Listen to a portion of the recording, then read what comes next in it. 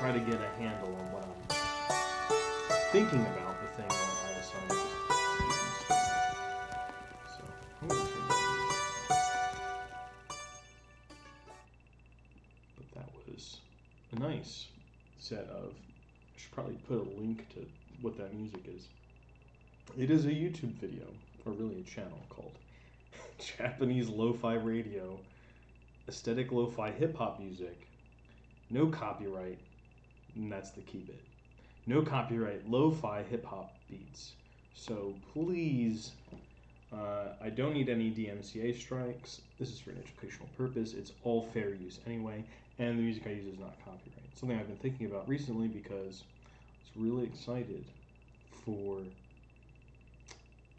a new film that was created by Vera Drew, an editor whose work I really admire, and that got pulled from the Toronto International Film Festival for rights issues because it uses, or there's a claim that it uses the intellectual property of Warner Brothers Studios. Batman, namely. Batman stuff. But I think this work is a lot more interesting than most of the stuff that would come out with the Batman IP. So hopefully they can get it under parody law, a new showing, but it got pulled. And that's a shame. I hope that things that are really important can be seen, and hopefully legally. But we'll see.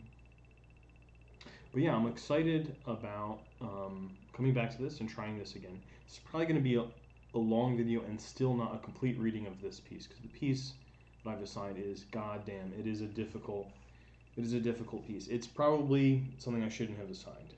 Maybe I got a little carried away with the excitement of the new course, because I was looking through this and I was like, wow, I feel like I maybe assigned something that was unfair in its difficulty, especially early on in the semester. And despite the fact that it's an upper level class, this might be too difficult. So I feel a little bit bad about it. At the same time, I'm going to try to make a case for why reading really difficult things can be valuable. And one of the things that these kind of pieces can also help with is not only appreciating an argument that I think is really interesting. I think this piece makes a really interesting argument about experience. I'll talk about that in a second. So, I mean, I am primarily signing it because I think as an argument, it's worth considering. It's a good piece. Even if you don't agree with the argument, I think your disagreement will become better by engaging with it. That's my sense of it. And it's an argument about the nature of experience, and experience is evidence, which is something maybe we don't even think about. We'll come to that in a second. But I think in dealing with, in looking at particularly dense, this is a word that we came to talk about a lot in class today, in dense academic writing, in theoretical writing that just can be described as theoretical, we actually encounter a lot of things that, once we understand how they are moves, will be quite familiar, I think.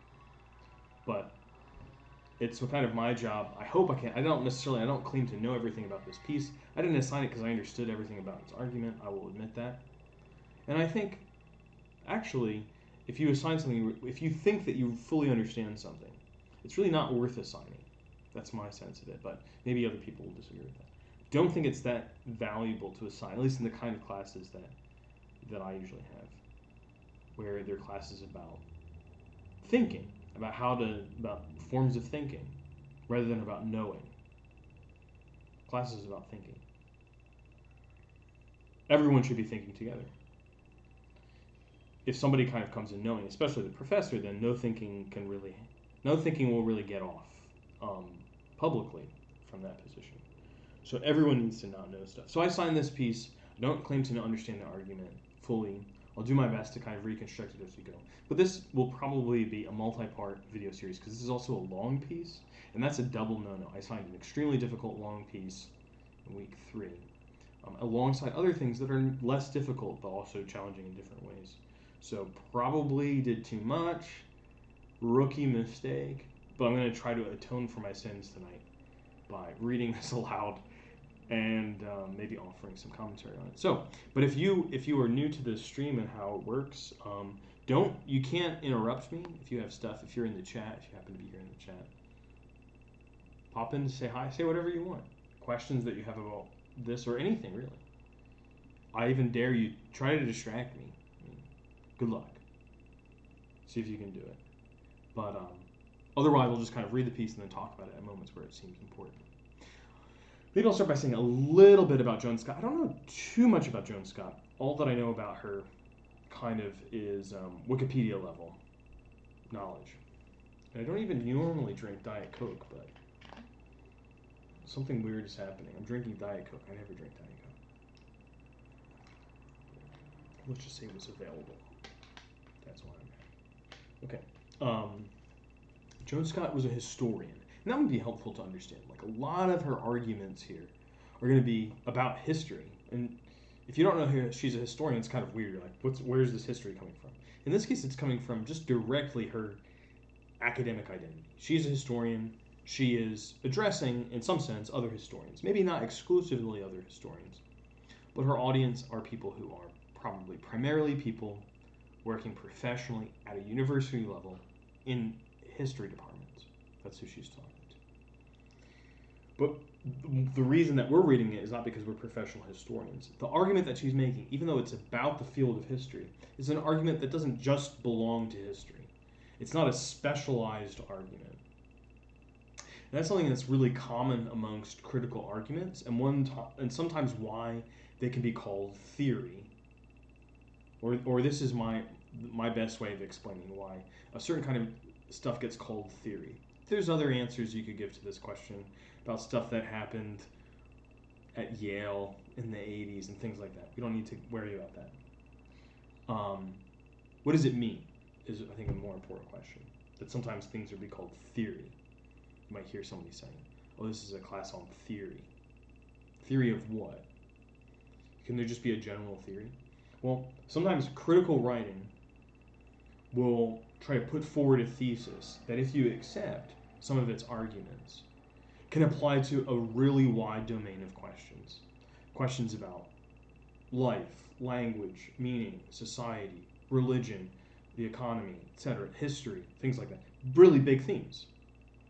And because they have such broad scope and have power, of course, they're not certain arguments. They're not certain arguments the way that like mathematical arguments would be. The arguments that are more or less persuasive to people for whatever reasons are argued for about why they matter. When you accept those frameworks, they become explanatory of other things, or they help you think about other things.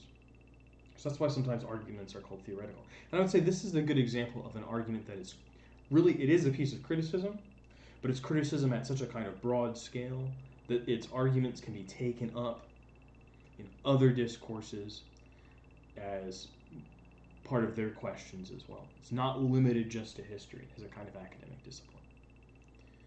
Whew, what a way to start. But I think maybe more to get us back down to earth for a second. The thing that I really like about this article is almost already expressed in its title. The evidence of experience. It's just the question that it asks. How is it that experience could be evidence? And she is focused on how it can become historical evidence, but how can it become evidence at all? Sometimes we ask this question when we say, is something subjective or is something objective? You know, we're kind of stuck with these terms, subjective and objective. It's weird that we have these terms because you look at the history of these terms. It's really not obvious that this is how everything could be split into these two categories. It's very kind of strange, really, that we have these two. But whatever, without going into all of that, of why it's so weird, we have these things. We split things up. Is it subjective or is it objective? But the meaning of what those categories are is not obvious, really. We treat it as if it's obvious. Something that's subjective, it's kind of arbitrary, or maybe it's emotional. It's an opinion. It's something like that. It's something that's changeable. It's not fact. It's not truth. That's on the side of what's objective. What's objective is material, truth, subjective, or capable of scientific reasoning about things like that. That's the objective stuff. So we have this kind of division experience is weird as a term. Given that division, it kind of becomes weird. It's not that weird. Experience, okay. It becomes weird once we divide the world into subject and object because experience isn't obviously one or the other. At first you might be like, well, it's obviously subjective. It's what I'm experiencing, not what you're experiencing. So all of our experiences are different, therefore it's subjective. Okay, that makes sense. But experience is also of something. It's of something, maybe not exclusively, but oftentimes real. If there's no experience of what's real, then we don't know anything about what's real, right? Okay. There's some other arguments that maybe say that you can. But most people would accept that the things that you experience are, unless you have fever or something, or you're asleep and dreaming, your experiences are of what's real. So it's subjective in that I'm having it, and it's objective in that it's real. And in some weird way, a lot of critics have almost reversed that. They've kind of shown that the thing that, like the subject that's experiencing things, is the one that's kind of formed and conditioned by the material forces around them. While the thing that we usually think of as objective, the thing that's kind of out in the world, that's the thing that's subject to all of these imaginations, fantasies, interpretations, opinions, that then get called reality and not understood as reality. Or, sorry, not understood as subjective, they're objective.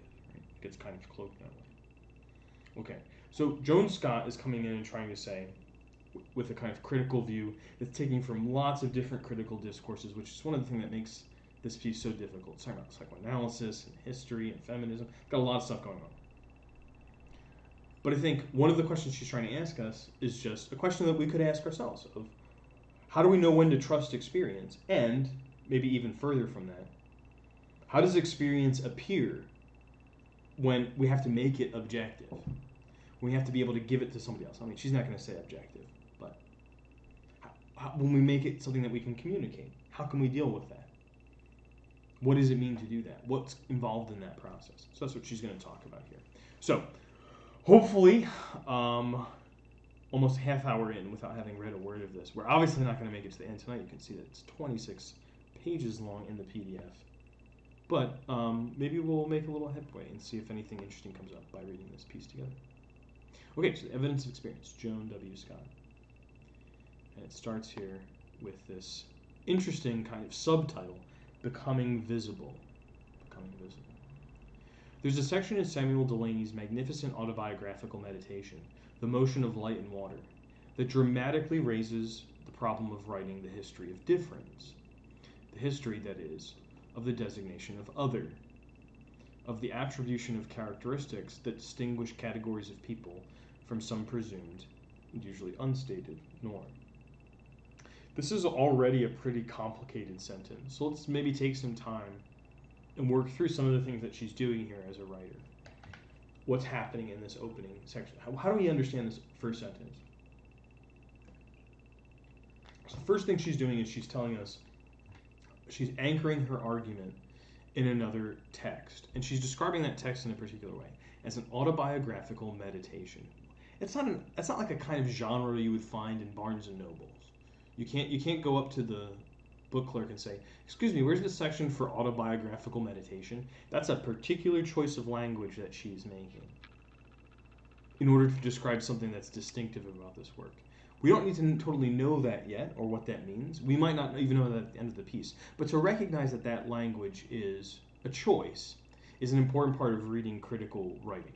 Knowing when things are kind of the usual way that things are stated, and when things there are choices. Even if we don't know what the choices mean, if we're not sure what that choice is supposed to tell us, that's already a kind of advance over just reading it as if it were all information.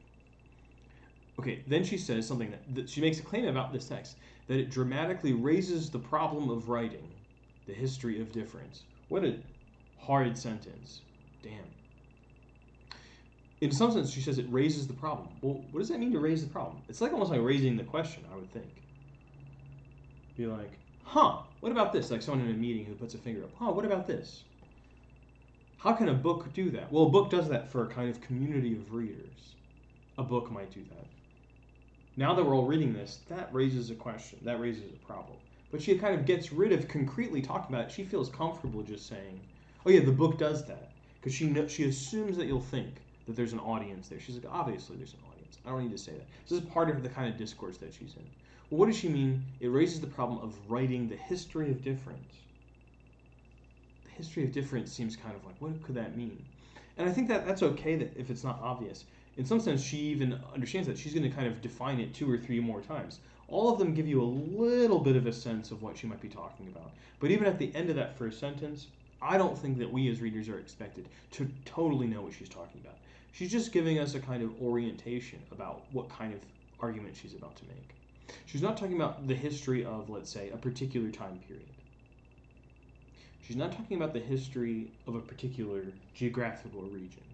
She's talking about an approach that a historian would take, another writer, to a particular question that might appear in lots of different kinds of historical accounts. That is, difference. The difference between, especially as she says, categories of people from some presumed and usually unstated norm. That's going to come up in writing that might be in the ancient world, that might be even in prehistoric times, up to the most contemporary moment. Those questions are going to change what they're about, but they're still going to involve this question of difference. So in some sense, that's one of the reasons why this is like already feels theoretical.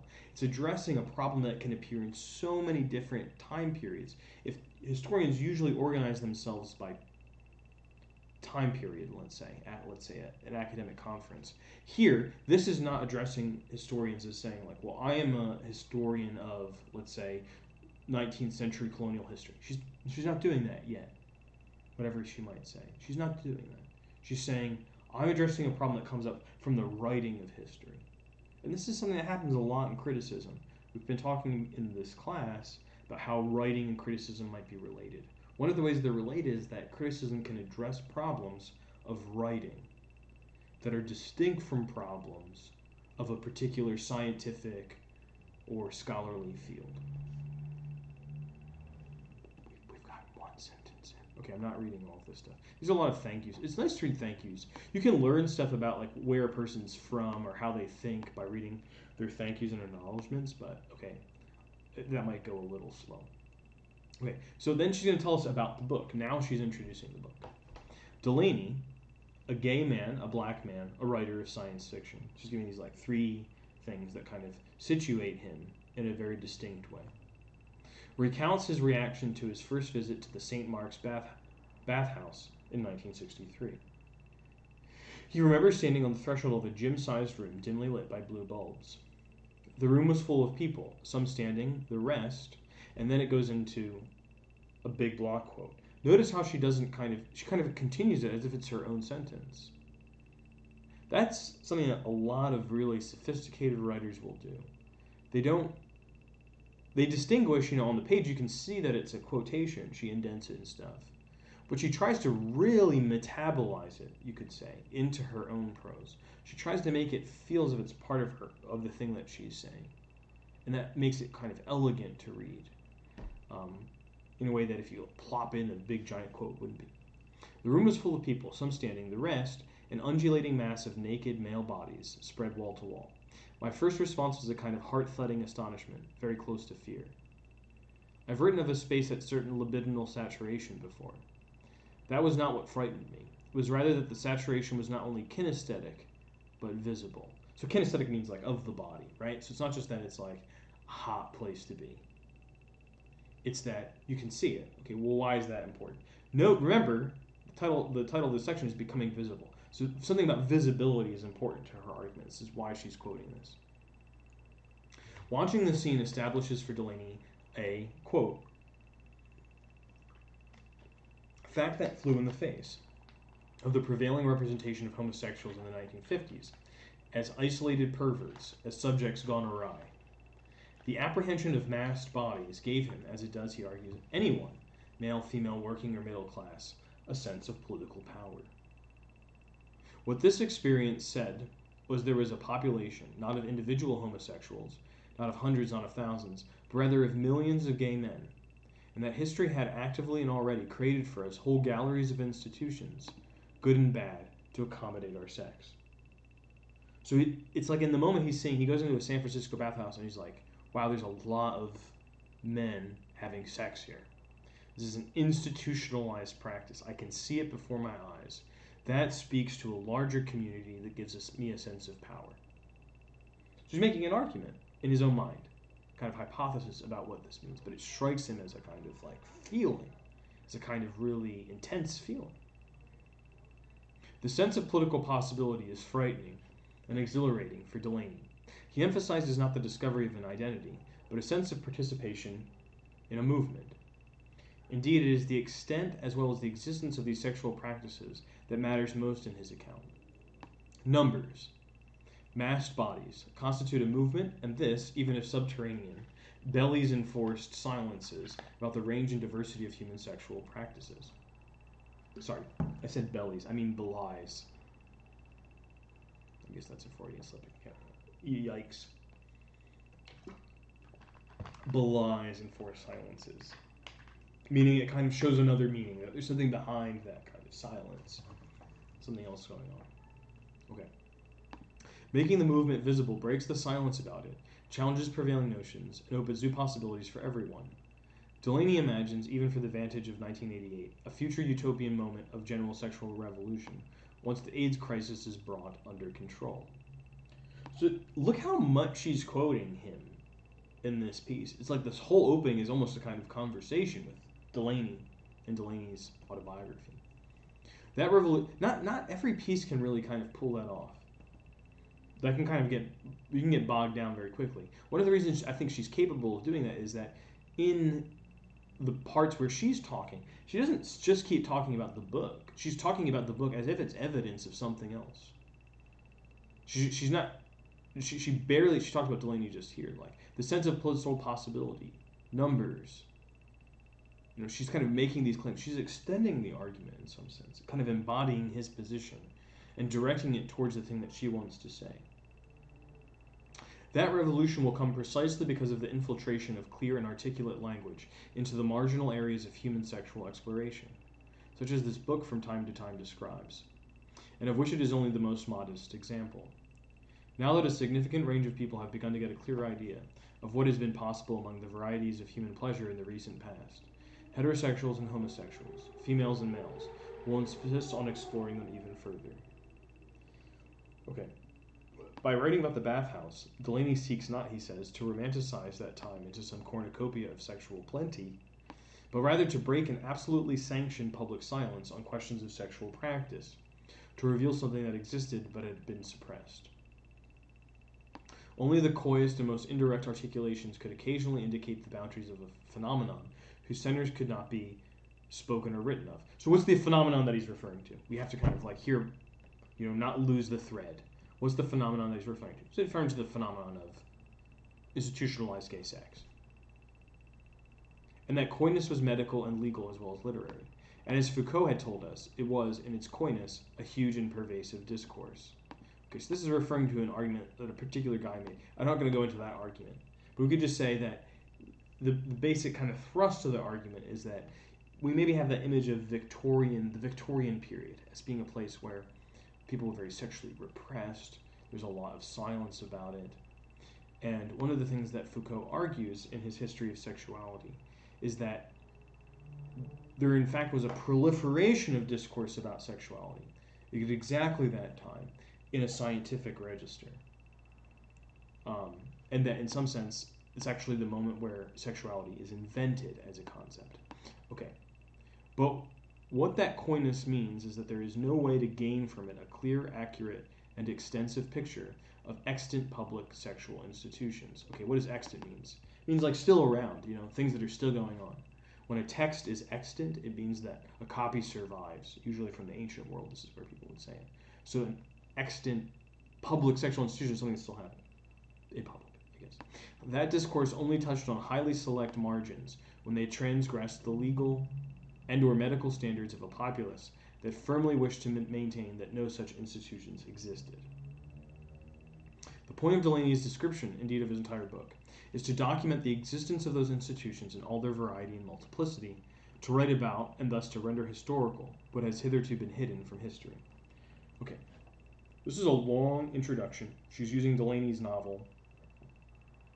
You can almost kind of feel like the music is changing. She's about to enter a different part of her argument.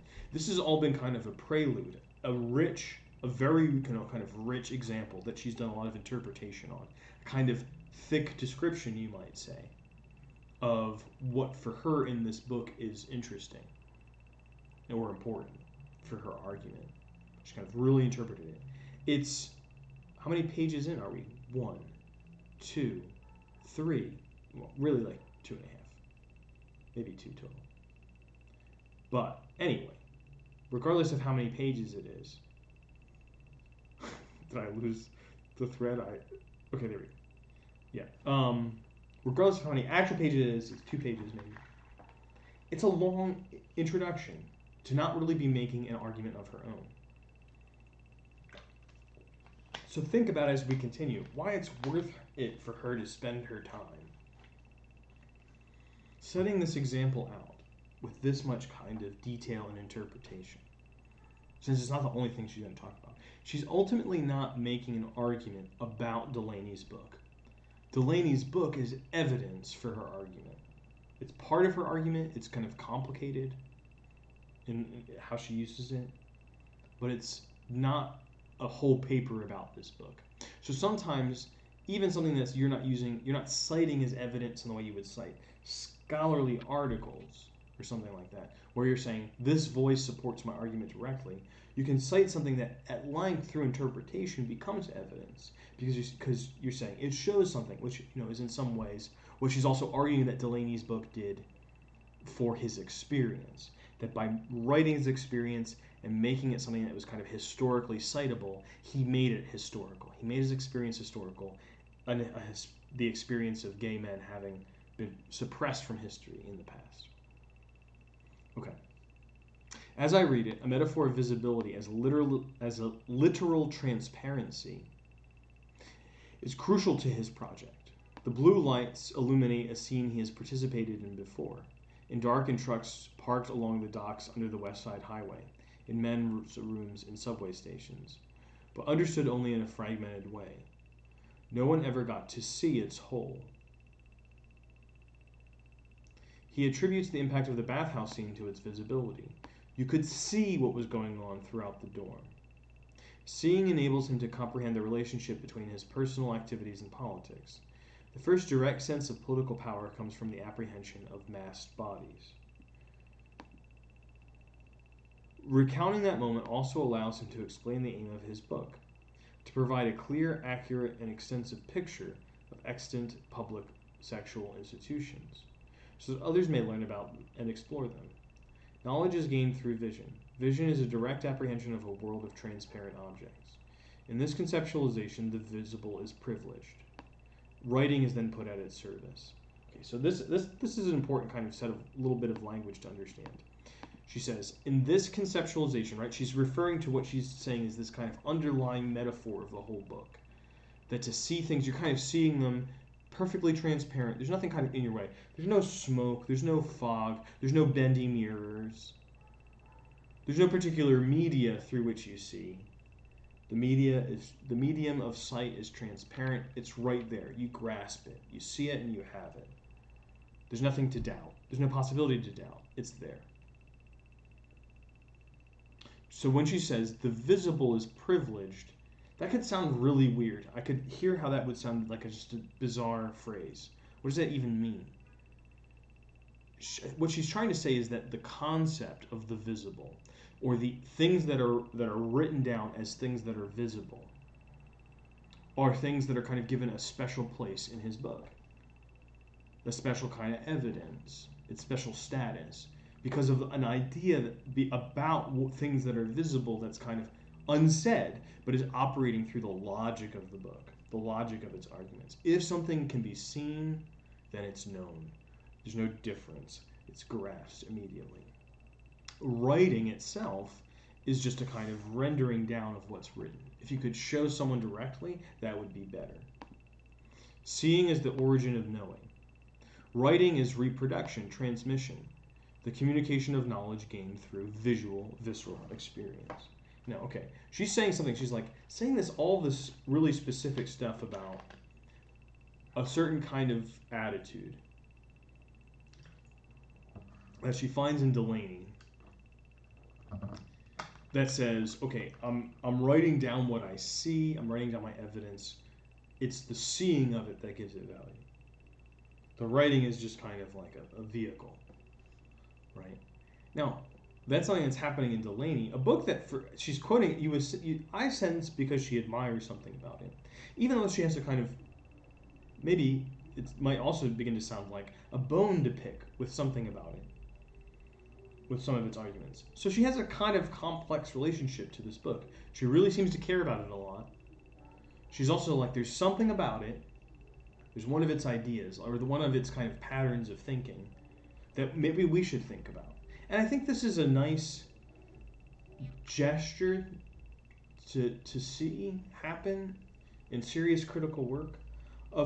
People don't generally write criticism that's very serious about things they don't like, in some way at least. It happens. There's good criticism written that like tears stuff to shreds. I recently read Dwight MacDonald's Mass and Mid-Cult, essay on Mass and Mid-Cult, which is just like kind of vituperative in places about all these things that he hates. He just kind of like leans into, oh God, Our Town by Thornton Wilder. Actually, that's the one that he hates the least of the plays that he talks about. And for that reason, almost hates it more because he's like, it's almost good. He can be really mean. Most criticism is not like that. Most criticism is like this thing that is beautiful, fascinating, powerful, just, whatever they want to say about the thing that they're talking about. Allows me to also think something. But nevertheless, sometimes that also comes with a criticism in the sense of a negative attitude to the thing that you're writing about as well. And both of those come together. That's really, really common. Having ambivalent feelings often means that you have something to work out in the thing that you're talking about. If you're like already like, this is amazing, you probably will see less of the thing. Same if you're like, this is crap. If it's crap, there's no reason to study it. Just throw it away. Right? So having a more complex relationship is pretty common for critics to the things they're talking about. This kind of communication has long been the mission of historians, documenting the lives of those omitted or overlooked in accounts of the past. So this is a kind of thing that happened. This is a movement in history. It's kind of still going on. Sometimes it's called history of from below. Sometimes historians will say we're kind of writing in the margins of history, or we're writing the silences. We're recovering the voices of the past, the lost, suppressed, silenced voices of the past. There's a lot of critical historical gestures that say this. These people were silenced, so we have to find a way to say what they would have said. We have to find some evidence about their experience. And so experience becomes really valuable because many of those voices are not written down as writing. But we can say something about their lives because we can say something about what it must have been like to do this kind of work or whatever. It has produced a wealth of new evidence previously ignored about these others and has drawn attention to dimensions of human life and activity usually deemed unworthy of mention in conventional histories. Something like, what was it like to sew in the 17th century? What would it be like to be a seamstress? That wasn't always an important historical question. Today, some of this work has made it one that's really powerful and can reveal real, significant historical truths about the past that you couldn't get otherwise. It has also occasioned a crisis for orthodox history by multiplying not only stories but subjects, and by insisting that histories are written from fundamentally different, indeed irreconcilable perspectives or standpoints, none of which is complete or completely true. Like Delaney's memoir, these histories have provided evidence for a world of alternative values and practices whose existence gives the lie to hegemonic constructions of social worlds.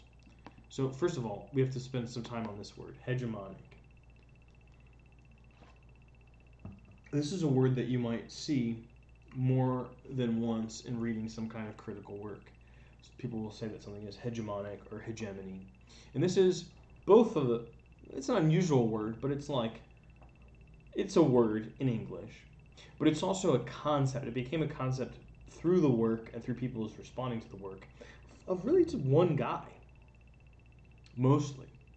Though he was, thinking about a lot of other people, but it's largely associated with this one guy named Antonio Gramsci, who was an Italian Marxist during the fascist period. He was, in fact, wrote most of his important works in prison under the fascists. He was arrested by the fascists for his leadership of the Communist Party at the time in Turin. Turin was an automotive city.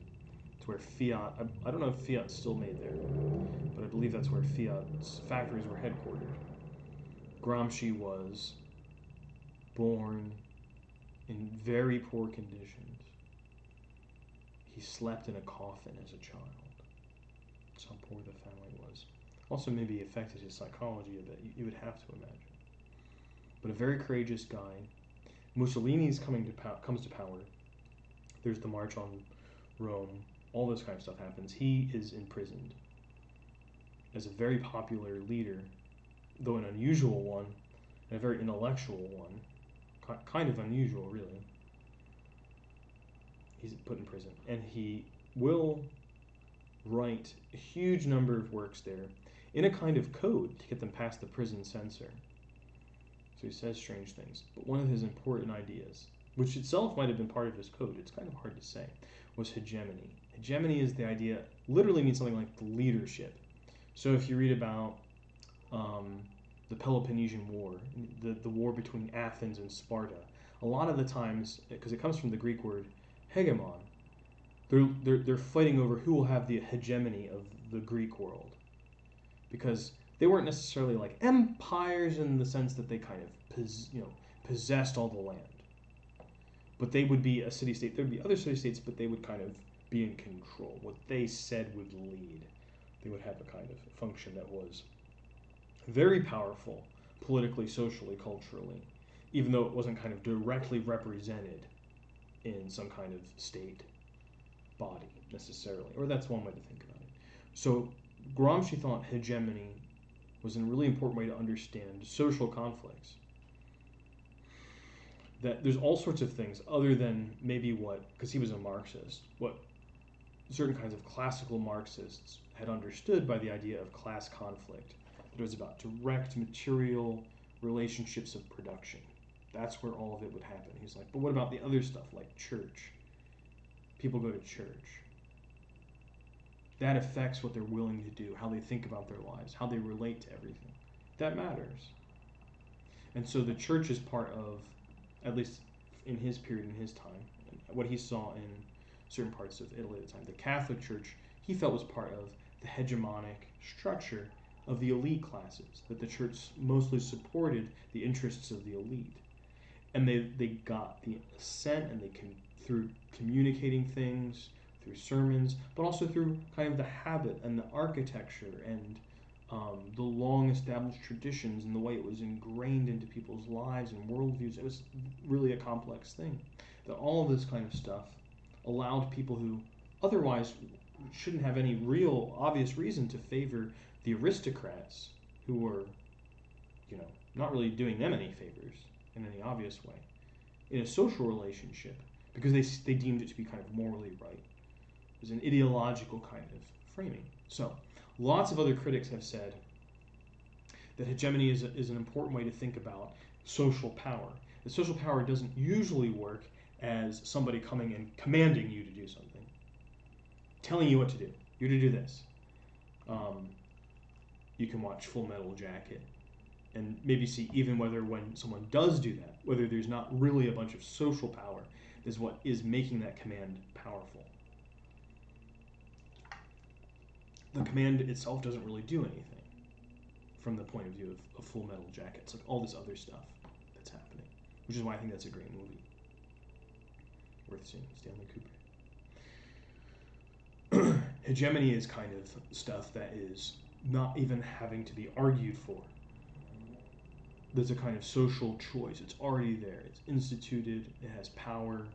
There are different ways that things can become hegemonic in most of these theories, but that's what it is. So, a lot to understand or unpack sometimes, even from a single use of a term.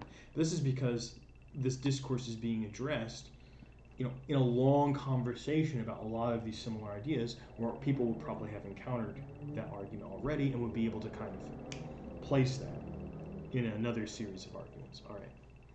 Well, almost an hour in. We're on like page 3. Okay. Like Delaney's memoir, these histories have provided evidence for a world of alternative values and practices whose existence gives the lie to hegemonic constructions of social worlds, whether these constructions vaunt the political superiority of white men, the coherence and unity of cells, the naturalness of heterosexual monogamy, or the inevitability of scientific progress and economic development. Let's just take those last two to be like, okay, what is that saying? Let's say that there's a kind of history, and the kind of history takes the point of view that the purpose of marriage is to produce children. It might kind of right underneath that premise. And the purpose of sexuality is to produce children. So it would be exclusively interested in heterosexual couples. It wouldn't even attend to, it wouldn't even ask the question about what was happening with gay people in the period. It wouldn't even recognize this as important. And a lot of history was written that way, where this question doesn't even come up. It's not even there. It didn't even happen. Similarly, though maybe with a little bit of a different slant, there's sometimes because of a famous book written by another historian, his name is Pocock. It's sometimes called the Whig vision of history, based on the old British political party. It was kind of like, let's say, the Liberal Party of its time, something like that. That there's a kind of general progress in history, that things kind of basically get better, and things kind of basically get better in every way. This is especially true in how people think about scientific progress and economic development. We're like, well, look at all the things that we have now. We have flat screen TVs that are affordable for many people. People used to work on farms. We have made progress. And a lot is assumed in that leap. But there's so many versions of that argument that are kind of just embedded in people's worldviews. The argument often doesn't even need to be made. People already kind of accept that. It's obvious. It's common sense. You'll hear politicians say things like, oh, this is a kind of middle-aged or a medieval viewpoint. That's already obviously bad. If you describe someone as having a medieval viewpoint, it's obviously a bad thing. We've had to have progressed since the medieval era. That was a backwards time. This is a kind of common sense argument.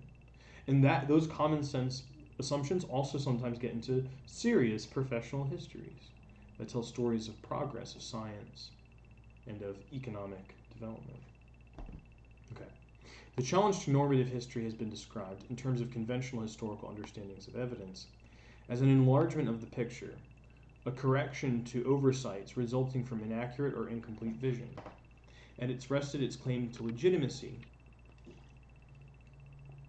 on the authority of experience, the direct experience of others, as well as the historian who learns to see and illuminate the lives of others in his or her text. So only now are we getting like what this article is responding to. It's responding to this long conversation that's been happening in history between, on the one hand, people who have kind of just been doing, maybe more generic history. Not trying to put it down, just a way to kind of refer to it. More generic history, not a critical history. Generic history is like, here's the documentary evidence, this is what it says. This is what the people that were in the state government were doing, let's say, in political history. It's like, here's what was happening, here's what they said. What more do you want from me? Holy crap, I had to learn 4 languages and spend 20 years of my life in school to say that. What, you want something else? That could be frustrating. But then critical historians making really important points of well, if all of our histories just say that stuff all the time, that kind of gives the impression that's the only thing that happened that would be relevant to answering those questions. And that really, really biases our historical understanding to the point that it's actually almost maybe more accurate to call it historical misunderstanding. It becomes a kind of ideological fortification for certain ideas. And that's something maybe not worth valuing just on its own merits. So this argument's going on, and she's like, and people making that criticism really rely on this one form of evidence, experience. And now she's going to talk about that. She's not going to say, okay, it seems like she probably is on the side of the people who are making the critique of traditional history. But she also has a criticism of their point of view that's different from the position that they're taking towards conventional history. She's trying to kind of maybe further that project, make it better through her criticism of saying, what is it going to mean to really take experience as evidence? We might have to do something more than see it as transparent.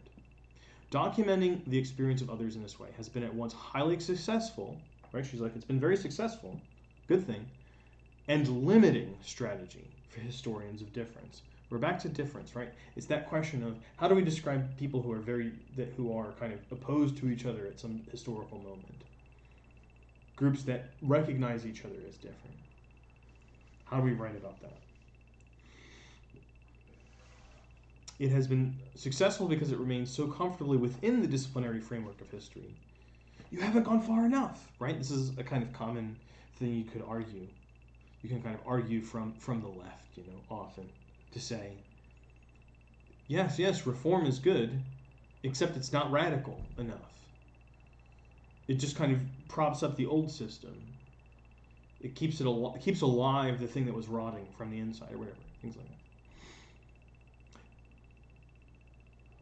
Working according to rules that permit calling old narratives into question when new evidence is discovered. The status of evidence is, of course, ambiguous for historians. On the one hand, they acknowledge that evidence only counts as evidence and is only recognized as such in relation to a potential narrative, so the narrative can be said to determine the evidence as much as the evidence determines the narrative. And one of my students kind of already pulled this sentence out and has already been talking about it in the class. And so we were talking a little bit about this. How unless you can tell a story about your evidence as a historian, histoire in French, even more than in English, it's the same word for history and for story. Sometimes it's the same word.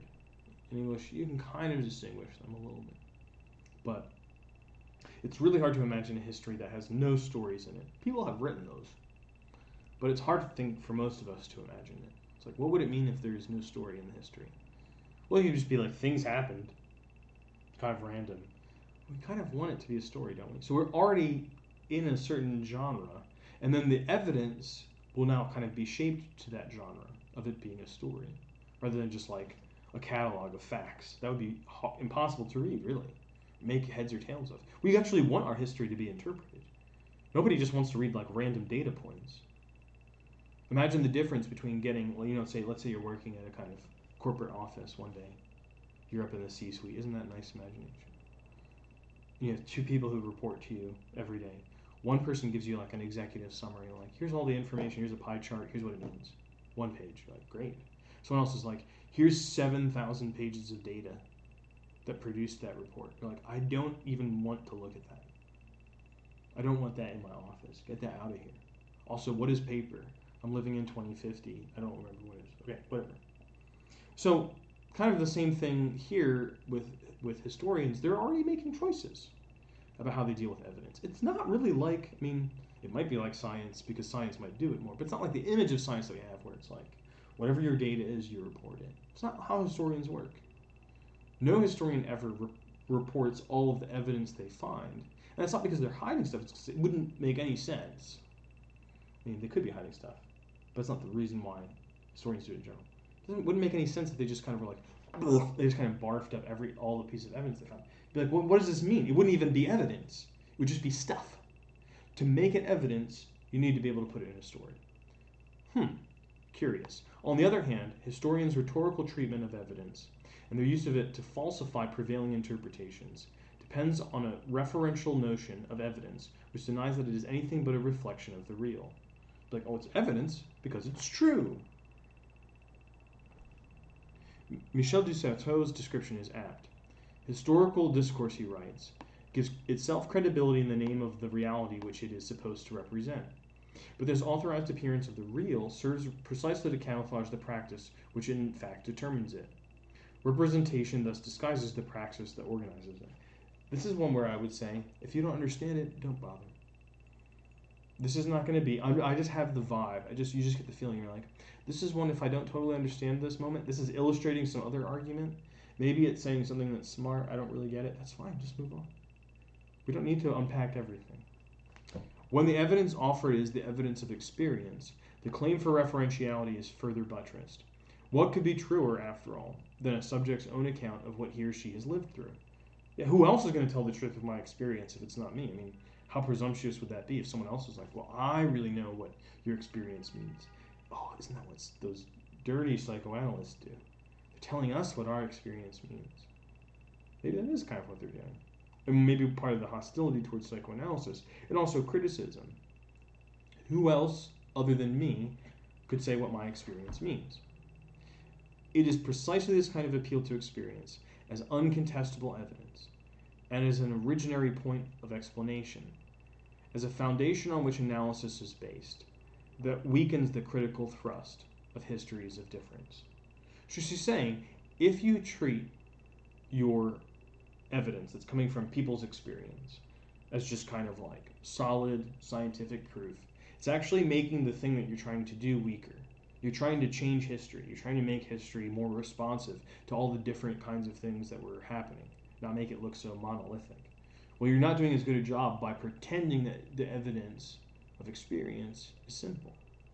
By remaining within the epistemological frame of orthodox history, these studies lose the possibility of examining those assumptions and practices that excluded considerations of difference in the first place. They take as self-evident the identities of those whose experience is being documented, and thus naturalize their difference. They locate resistance outside its discursive construction and reify agency as an inherent attribute of individuals, thus decontextualizing it. Okay.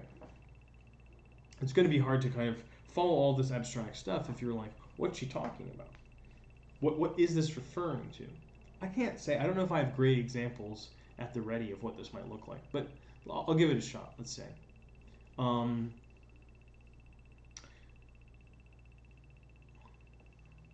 One thing, let's say you're reading a history of, I don't know, England in the 17th century. Maybe you're interested in witches. Well, imagine a history that was just kind of like wrote down things about what the witches were like. Like, we want to hear from the witches. What did the witches have to say? Let's hear their side. I think probably, I mean, people have written histories that way, and some of them are kind of good. But they're more clever than just saying, because you don't want to just take the idea that there are witches as fact.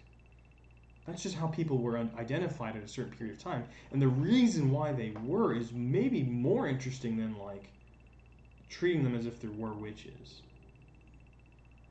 So if you go and try to recover the voices of the witches, maybe you actually contribute to the argument that there were some accidentally.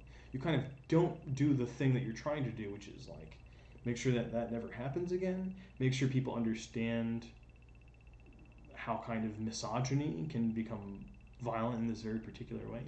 Any of the things that you might be wanting to do. You might be undermining that project by saying that witches are real. Now that's, I think, a more obvious example. Some of these might be less obvious examples. I tried to give an obvious one. But there might be other examples where it might not be so obvious that that's what's happening, but maybe it is.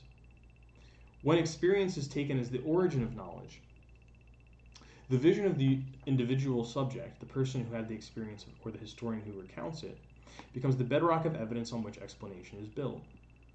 Questions about the constructed nature of experience, about how subjects are constituted as different in the first place, about how one's vision is structured, right? So before, remember, when she was talking about Delaney, she was like, in his book, vision is transparent. It's kind of going always through a perfectly clean mirror. Or sorry, not mirror. Window. She's like, no, vision is structured. Vision is something that has structure to it, which means it can be affected, it can be changed, it can be molded, and it can be shaped. It's kind of a weird thing to think about vision, maybe. But that's part of what she's really arguing in this piece, is that experience is not natural. Experience is always organized in some way that has social meaning.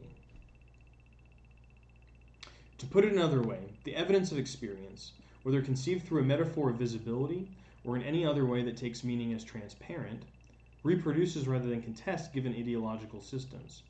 Those that assume that the facts of history speak for themselves, and those that rest on notions of a natural or established opposition between, say, sexual practices and social conventions, or between homosexuality and heterosexuality. More on that in a minute. I'm going to get a drink. I'm going to return to talk about what I just read. Oh boy. All right, one second.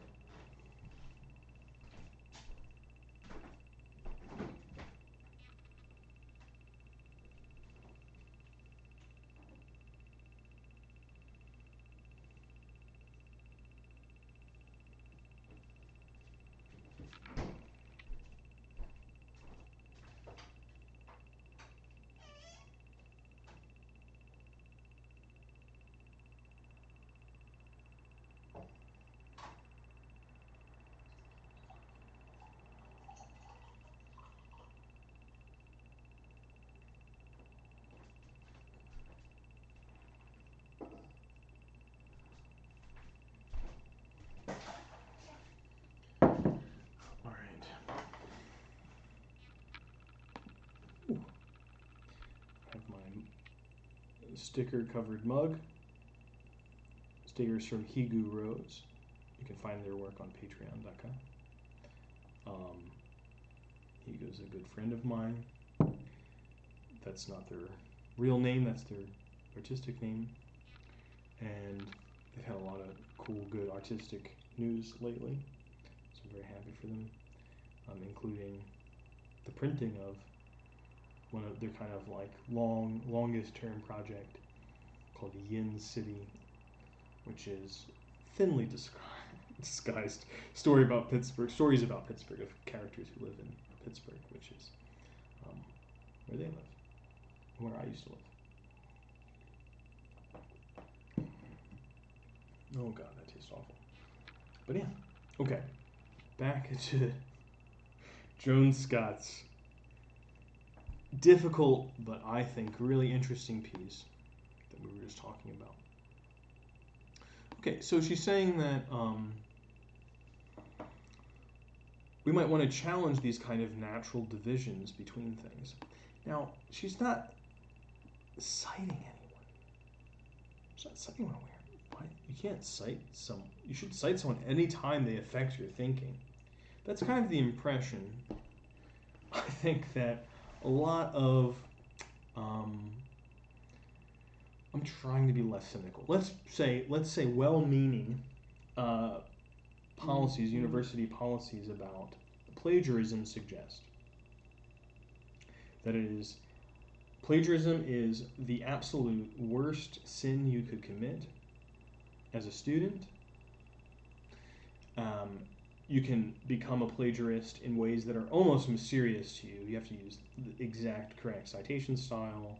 You have to know when commas begin and end, and all sorts of esoteric things. And if you fail any of these ritual things, you will disgrace yourself and the university. You could be expelled, etc. And this leads to a practice I've noticed, even in graduate student writing, of oversighting things, where people will say something like, just like common knowledge stuff, they'll cite, or they'll just cite like any idea that you might have because it sounds like an idea someone else has, and it kind of makes your writing bad because you're constantly just like name dropping all the time. The argument can't really get any momentum because you're always kind of stopping to pay your respects at the altar on the side of the road of, well, this idea came from this lovely dead person. We have to kind of go stop and visit their grave, put some flowers there. Every time it becomes unreadable. So it's not your fault if that's happening to you, because you're like, oh God, I have to do all of this stuff. That's why it's important to kind of maybe pause and say, well, wait, there's so little citing happening. Very little, Here there's going to be another footnote on the next page about this. It happens at moments that are like very clear in the text. It's not happening all the time. It's usually like when someone's voice is explicitly being brought in. where she's going to talk directly about that thing for a little bit of time. And that's not the only way that people kind of use other people's research. Some people almost do the opposite, where it's kind of fully metabolized in. They barely do anything but kind of give a phrase, and they kind of, give a phrase and a wave kind of form of citation. Phrase, put a little footnote, this came from here. I'm not going to say anything more about it. If you're interested in it, go read the whole thing. I'm not even going to summarize the argument. I'm just taking the language. So sometimes people relate to other people's text by saying, I'm just taking bits of your language and I'm going to use them to think with. That's it. You'll get a nod, and I'm not talking. But other people will be like, this person, I want to talk about this person's argument. And I'm going to announce them. I'm going to kind of invite them on stage in my paper and say, okay, so what does Eve Sedgwick have to say? This is what Eve Sedgwick has to say. Here's what I have to say about it. There's different styles. I'd say Joan Scott is almost exclusively that second style. People are being invited onto stage. They get a chance to speak. She speaks back to them. That's part of her ethos as a writer. She on the one hand wants to kind of present herself as a thinker that has her own arguments to make. She is a thinker.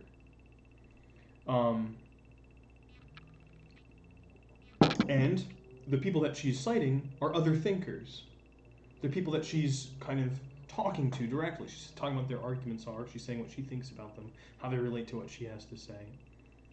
So it reads differently than a piece that's kind of written in maybe a different style that I would call oversights other people.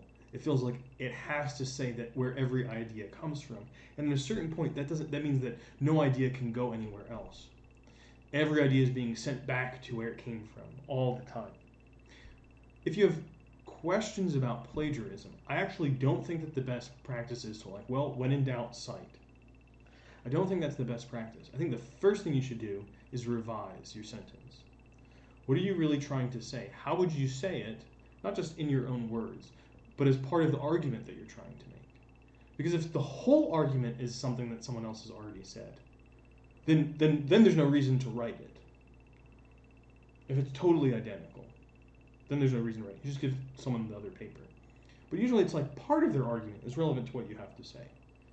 We'll say the part that you have to say, and then we'll see how it plays out as evidence. So I'd say before you kind of go and cite, try to revise the sentence. Try to make it more your own, or try to metabolize that quotation in better, rather than just using a footnote to do it for you. Do the work for you. Okay. Anyway, I'm kind of going back and forth. I'm toggling back and forth between interpreting the argument of the piece and talking about writing strategies that come from it. And that's kind of, I'm trying to do that in this class on criticism, which is a little bit different. Not sure that I'm communicating it well with the students, but I'm trying to kind of find both of those moments. The moment where you read a text for what it's saying, in some sense on its own terms, and then you read a text for what it's doing in the writing. How to use that as a kind of model, or as a potential for how you might write yourself. Okay. But the project of making experience visible precludes, means does not allow, critical examination of the workings of the ideological system itself. Its categories of representation, homosexual, heterosexual, man, woman, black, white, as fixed immutable identities. Its premises about what these categories mean and how they operate, and of its notions of subjects, origins, and cause. Okay, so I was actually trying to say this before, and then I stopped on another tangent. But at this time, at the time that Joan Scott's writing, let's just remind ourselves of when that is, 1991. It's kind of right in the heart of the period of what's sometimes called deconstruction, a deconstructive moment, or post-structuralism. Don't need to know why it's called post-structuralism to understand this, but part of what was very common argumentative strategy among certain post-structuralists was to say, look at any text, look at any written text, any discourse of any kind, and you'll find that it's organized, every discourse is at a certain point organized around binary distinctions. Things like the ones that she's putting here, homosexual, heterosexual, man, woman, black, white. There are these binary distinctions being made. And part of the work of a deconstructivist critic, or one approach that they might take, is to show how those binaries conceptually don't work as binaries, that they bleed into each other, or that there's like other things that are suppressed that would be third or fourth options or infinite number of options, all those kinds of things. But also to show how that would change the meaning of the text where you found those things originally. So it's kind of going back and forth. That's a very particular critical project. It's one that is not nearly as popular today explicitly, but it's also something where I think the logic of that has permeated lots of other discourses. To the today, it's like part of a popular discourses of being non-binary as a kind of identity possibility for yourself is in some sense related to some of these critical projects that try to, not just with gender, though gender was a very important and significant theme for lots of post-structuralists, both because of their intellectual commitments, but also for many of them, their social and political convictions, their scientific convictions. That part of that possibility socially for people, in reality, to recognize the truth of them as being better described as non-binary is because a critical language has found some kind of popular success. And so that might be one place, I don't know what you think about that, but if you think that that's a positive development, that might be an image of one of the really powerful things that criticism can do. Just make it possible for people to understand who they are differently, to lead their lives in different ways, because they have language and discourse that is available to describe those experiences, and not only describe them, to share them with others, and so do things with other people. Create organizations, practices, institutions that allow things to be different for them. Okay. Homosexual practices are seen as the result of desire, conceived as a natural force operating outside or in opposition to social regulation. I feel like there was a hit song. What was it? Lady Gaga's Born This Way. Born This Way, which in some sense you could say is a kind of anthem of liberation. But you could say from the perspective of Joan Scott, it's kind of doing this work of naturalizing homosexual, well, okay, maybe it's more complicated than just homosexual, but naturalizing non-heterosexual desire and saying, well, I'm just born this way. That's why it's good, it's because I'm born this way. You might take the other position, like with Joan Scott, saying, why should it matter whether you're born that way? Why is the natural, the so-called natural, obviously always good? How do we know whether something's natural? What does it even mean? These are critical questions that come up a lot. Nature, I would say, gosh, it's hard to think of a concept that functions ideologically in so many different discourses as nature does. Nature does seem to be one of the kind of big kahuna ideological terms. Oh, that's just natural. It's like, Oh, that one does always kind of make me stand back like, what do you mean? In these stories, homosexuality is presented as a repressed desire, experience denied, made to seem invisible, abnormal, and silenced by a society that legislates heterosexuality as the only normal practice. Because this kind of homosexual desire cannot ultimately be repressed, because experience is there, it invents institutions to accommodate itself. These institutions are unacknowledged but not invisible. Indeed, it is the possibility that can be seen that threatens order and ultimately overcomes repression. So, we are kind of repressed, pushed to the margins of society. We create our own secret institutions. Once they become visible and then eventually accepted, victory. Resistance and agency are presented as driven by uncontainable desire. Emancipation is a teleological story in which desire ultimately overcomes social control and becomes visible. History is a chronology that makes experience visible, but in which categories appear as nonetheless ahistorical. Desire, homosexuality, heterosexuality, femininity, masculinity, sex, and even sexual practices become so many fixed entities being played out over time, but not themselves historicized.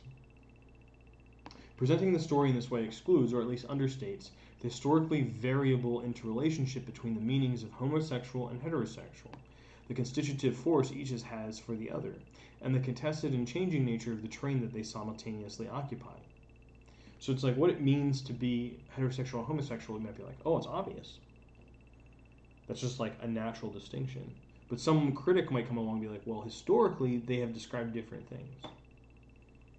And I've read some of those histories, so I can tell you a few of those things that like maybe used to be thought of as homosexual or not as homosexual that now are. But, you can go read the books for yourself.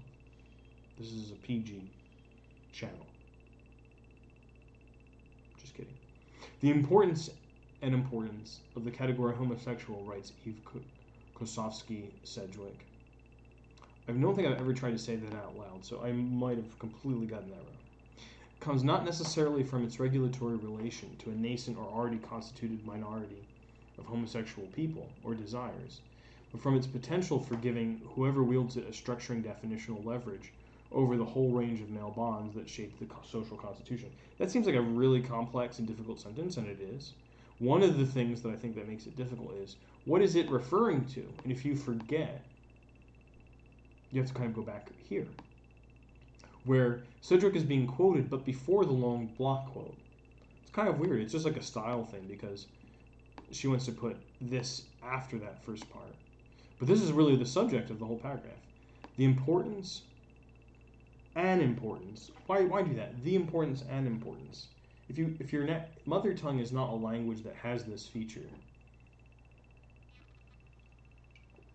which are sometimes called definite and indefinite articles. This is a very weird thing to try to understand. I believe Russian and Chinese are languages where this distinction does not appear as in the grammatical way that it does in English. So it can be kind of confusing to see subtle things being done with it. So if this feels strange to you, that's fine. I think even to many native speakers of English, this difference is not something that would be very common. This kind of stylized difference, where you correct yourself.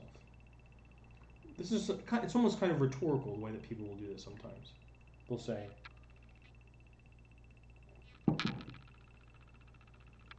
an important thing. The important thing. If I were to go to that direction, I would kind of be going from something that was indefinite, one among many, to something that's really definite. I'm making it more important. In this direction, it's saying, there are other ones. I'm only talking about one of them, not the other ones. It's kind of weakening the force. Okay, so it's using a grammatical feature in order to change the audience's attention. So making it the choice that you're making more obvious by making it a second choice, a revision within the sentence. The importance and importance of the category homosexual. That's what this whole paragraph is about. Well, importance for whom? Who are we talking about here? The importance of why it exists. It's not Sedgwick saying it's important for me this way. Sedgwick is critiquing there even being the idea of a category of homosexual. Sedgwick doesn't think that the category of homosexual is a good category, you could say, to simplify things a little bit too much. So when Sedgwick is describing the importance of it, they're describing the importance for people that like it, for people that want to use it. And that can be hard to follow. So it's really finding that attitude of the person that you're talking about that's often really important to understanding their argument. If you think everyone has a positive attitude to the things that they're using to describe in positive terms, they're describing in positive terms, things get very confusing because you're like, well, why are they saying this? It's not always being ironic as so much as kind of embodying another perspective that's giving you an image of the thing that you're critiquing. Okay, so that's what Sedgwick is doing. They think that having a category of homosexual in people's thinking, in institutional discourses,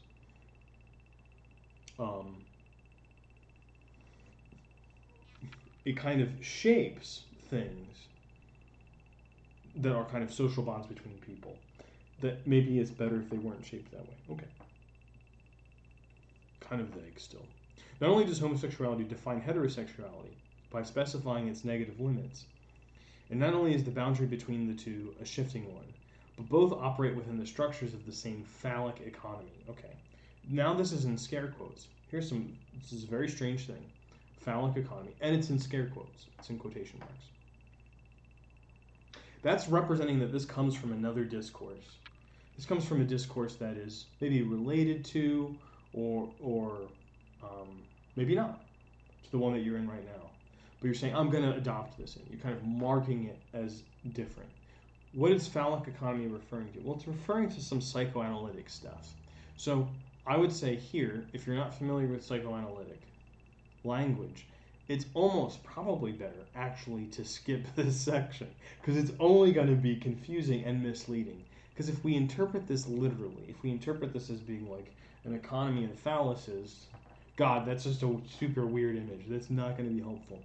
Sometimes knowing when to skip in a reading is not just because, okay, I have a limited amount of time in my life, I want to get to the party, it's a Friday night, whatever.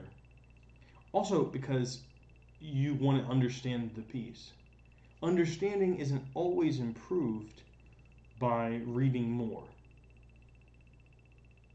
Sometimes knowing when to skip is important for understanding. So I'm going to skip that paragraph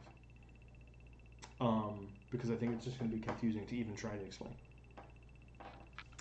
Why did I assign this piece? The project of making experience visible precludes analysis of the workings of the system and of its historicity. Instead, it reproduces its terms. We come to appreciate the consequences of the closeting of homosexuals, and we understand repression as an interested active power on or domination. Alternative behaviors and institutions also become available to us. What we don't have is a way of placing those alternatives within the framework of historically contingent, dominant patterns of sexuality and the ideology that supports them. We know they exist, but not how they have been constructed. We know their existence offers a critique of normative practices, but not the extent of the critique. Making visible the experience of a different group exposes the existence of repressive mechanisms, but not their inner workings or logics. So, just kind of saying, like, pointing out, as Delaney does, like, there are gay people, there are bathhouses, we exist. It's like, okay, well, if we remember what she's talking about historians of difference, that makes one argument. History, kind of maybe traditionally, has not thought about gay people. Gay people exist. It points out that there's a repressed group or a suppressed group. But it doesn't explain how that works. It doesn't explain how that group came to be kind of marginalized or subjugated in some way. For that, we need to attend to the historical processes that, through discourse, position subjects and produce their experiences. So that's also kind of a weird sentence. So she's saying, instead of just kind of announcing that there's difference, we need to argue about historical processes. And she says, through discourse. Well, here, again, she's not just talking about discourse as speech. She's imagining discourse as including things like institutions and practices. So there's like a discourse that is the prison, you might say, as an example. That there's a certain kind of way of writing, thinking, talking, investigating, things that might seem mental at first, that relate to social processes that produce prisons, that include government investment, that include political arguments, that include creating materials and the architectural ideas, that include the actual transportation of people, the maintenance of lives, the creation of a labor force of prison guards, etc., etc., etc. All of these things are considered discourse in this certain kind of critical writing. Why is that? It's because of this guy Foucault. Okay, I don't know what else to say. It's because of Foucault. But just know that that's the thing. When they talk about discourse, they're not just talking about speech. They're talking about all of this stuff. That's language is always part of, speech is always part of, but it's not exclusively that. It's not individuals who have experience, but subjects who are constituted through experience. Experience in this definition then becomes not the origin of our explanation, not the author authoritative because seen or felt evidence that grounds what is known, but rather that which we seek to explain, that about which knowledge is produced. So, in some sense, I know if any of you have made it this far in my class, you'd be like, why didn't she just say that? Why did it take her so many pages? I love this class because they're always arguing they're like, too many pages. This could have been said less, which I think is the right attitude to have, if it can be. Sometimes it can't be. It's not always obvious why it can't be, but sometimes it can be. But yeah, but here, this is what I think what she's really trying to say. What makes evidence experience? This whole argument has been kind of going to try to prove this first thesis of the paper, which is rather than treating experience as evidence for some reality, some historical reality. People experience this, therefore it is true. She's like, spent all this time arguing of why that's maybe not the best way to approach it. What should we do with experience in history? Which is, how did that experience even come to be? What does it mean? What knowledge is produced by people having that experience?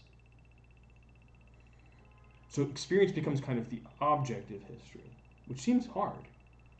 Where is experience recorded? Only experience isn't recorded as experience, is it? So that becomes a new problem. To think about experience in this way is to historicize it as well as to historicize the identities it produces. This kind of historicizing represents a reply to the many contemporary historians who have argued that an unproblematized experience is the foundation of their practice. It is a historicizing that implies critical scrutiny of all explanatory categories usually taken for granted, including the category of experience. I'm going to stop here for tonight, and it's like not even close to being deep into the article. But I'm just going to go by doing the sections that she has here, because this is a dense piece. It's chewy as hell. There's a lot going on in it. But I think it's, I don't expect this to be popular with my students, but it's good for me at least to kind of work through how I would talk about this argument, because I think the argument itself is really important. I think maybe I'll end here tonight just reflecting on a little bit of why I think this argument is so important now. Even though this was written in the early 90s, I think this argument might be more important now than when it was originally made. One reason I feel that is because I think the appeal to evidence as experience, like the other thing we were talking about, of how like the success of a deconstructive project, even though it's no longer in the academy, has kind of become part of popular discourse in a different way, through the identity category of being non-binary. In a similar way, some of the arguments that she's kind of arguing against, of appealing directly to my experience as truth, have also migrated out of the academy and into popular discourse, and also changed there in a different way. And I would say in the popular kind of use of this argument today, in a way that's like taken a lot of attention, public attention. It's a lot of times what people are complaining about when they talk about people being woke. They're like, you're just talking about you. That's kind of reactionary answer to it. But there is a kind of dogmatism of experience that is part of public discourse. People say, well, that's my experience, that's my truth, you can't say anything about it. And you can see that it's not far from that logic of like, well, if everyone has their own experience and is totally a monad, a kind of single reality in a universe, totally separated from every other person's experience, there's no guarantee that there's anything that can be communicated across it. So if that's true, and I think it's possible to accept that as a starting position, but then you need to really have a clear idea about like, well, how can we have any kind of communication at all? Tough to think about. But you don't have to think about experience that way. You don't have to think about experience as the totally locked off stuff that you as an individual with your own eyes and brains and your sense organs, the physical individual you, is experiencing. Because you could say what's more important, what's actually more significant, is that you experience it as a social historical subject. There's more similarity in the experience of people that are kind of socialized in a similar way than people who are genetically related to each other at very different moments in time. You might say. Your ancestor who lived 10,000 years ago would not recognize your experience at all. Whereas someone today, like looking at the same TikTok as you at the other side of the world, you're probably like vibing a little bit more with. And that, in some sense, means that your experience is structured and changed through that social determinant of things like the internet, TikTok, being alive right now, having some references that are similar. That those are the things that are actually more important to understanding experience than what's very, very particular and individual to you. Not to say what's individual or particular to you does not matter. That's not to say that. It's just to say that that is not the limit or the end of experience. I think that's important because there's a kind of tendency I've noticed, not just in public discourse, but also with my students. Often with students that are like really excited about doing this kind of thinking, to stop at the moment of subjectivity, the subjectivity of experience, and to say, well, there's nothing I can say because it's not my experience. I can't say anything about that. And I think this comes from a kind of impulse to be democratic and just, to not speak for other people or to assume things about people that are different from you. It's a kind of real respect for difference. And one thing I think that Joan Scott is trying to argue here is why, if we really want to respect difference, that is not a sufficient response. We have to do something else. We have to do more. Anyway, curious what you think about this. Thanks for coming to the stream, those are the one or two of you who did come here, even though you didn't write me anything. Oh, that's sad. I wish I knew what you were thinking a little bit more. I'll come back and do this again, I think. Authority of experience is up next. Ooh, sexy, exciting. The authority of experience. That's most of it. I might not be able to finish the whole. Well, that's like one long go. So at some point I'll do that. I'll do the rest of it, I guess, or try. Yes, we're back in the swing of things. It's a new semester. A bomb went off in my office building 2 nights ago. Things are weird. Actually, I want to say something about that. Things are also weird today because I went to a very weird faculty meeting. I left in high spirits for reasons I don't totally understand. I think it's because it became clear to me, at least for the first time, of like really what was happening at the university. I'm like, at least I can see now. My vision has been restructured. What's happening here? But one small thing that happened in the meeting is they're kind of trying to hire interdisciplinary hires, and one of the ones that was really emphasized was virtual reality. We gotta get someone who can teach virtual reality. And that was what 2 nights ago apparently led some probably unwell person to leave at least one, and apparently more than one in different places, if the reports are to be believed, which they might not be. A bomb of sorts, an explosive package in a Pelican case, along with a manifesto or a note, depending on, again, which news you read, against virtual reality and Mark Zuckerberg. And so I guess they chose that building. It's because there's some kind of stuff happening there about virtual reality, which they must have known about, which is probably the best lead that anyone has, other than forensic leads, about who did this. Maybe there are forensic leads I don't know about. Definitely not saying anything to the public about this case. And I thought, is this the first, would this be fair to describe as the first terrorist attack against virtual reality? And while that's kind of fun and journalistic, I actually don't think that it is. I think that in some sense, the invention of terrorism, modern terrorism as we understand it, in the 19th century, in Ireland, or in the Irish-English struggle, which I think is the usual dating of the beginning of terrorism, it's always been, in some weird way, about virtual reality. Virtual reality not necessarily understood as the specific technology that allows us to inhabit a digital space that is smooth and that is 3D, that we can move around in.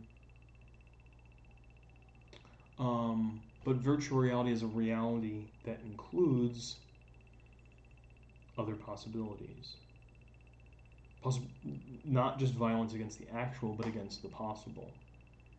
The possible of the past as well as the present, and even the future.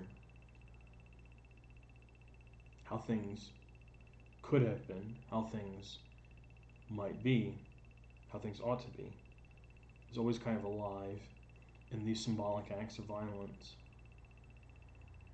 But this one is nevertheless still, I think, pretty weird because it's not obvious that there's anything happening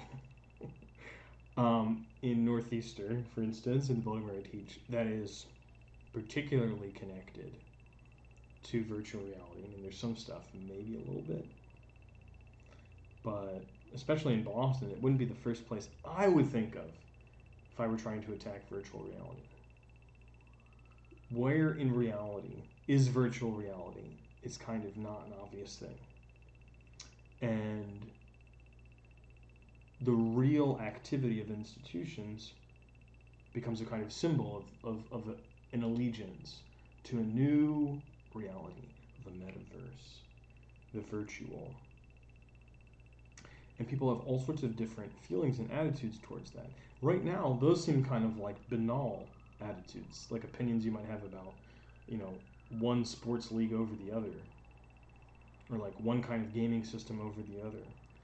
But it isn't impossible to imagine that in a future of our own, not far from now, how people feel about something like virtual reality will become a real significant political division, where there are people who are, I don't know, I don't know how it will break down, but there, you could imagine it being as simple as people who are for it, people who are against it. It could be more complicated than that.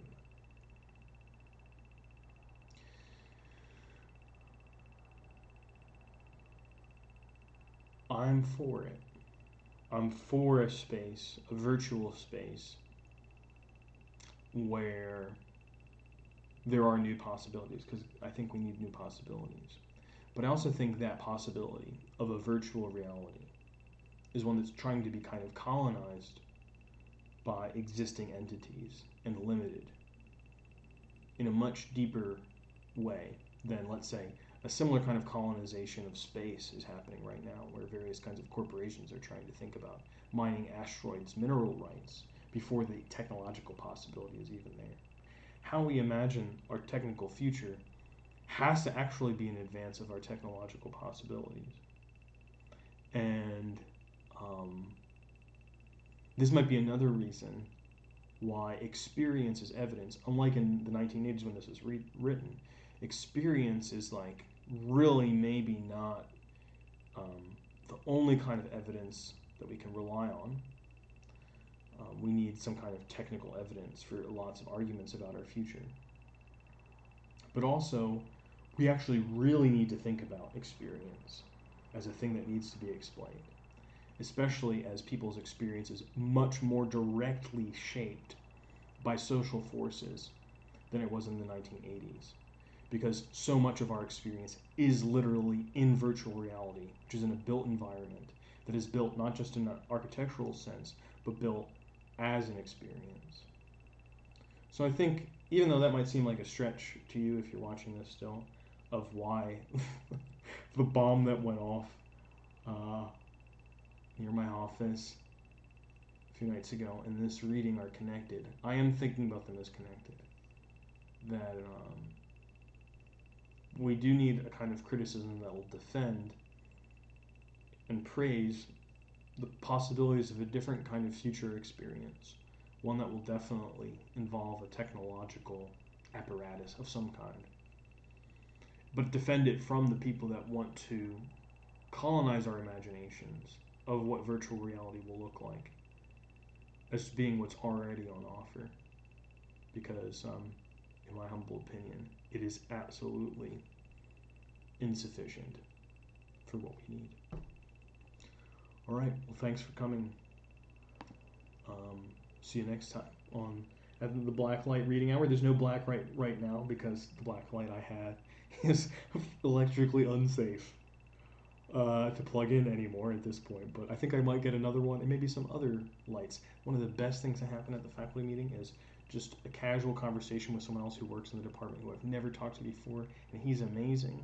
He offered to teach me. He's like, just come sit in on my undergrad class about basic video editing skills. So maybe these videos will become better in the future because I'm going to learn something about how to edit them. All right. Thanks very much, everyone. See you next time.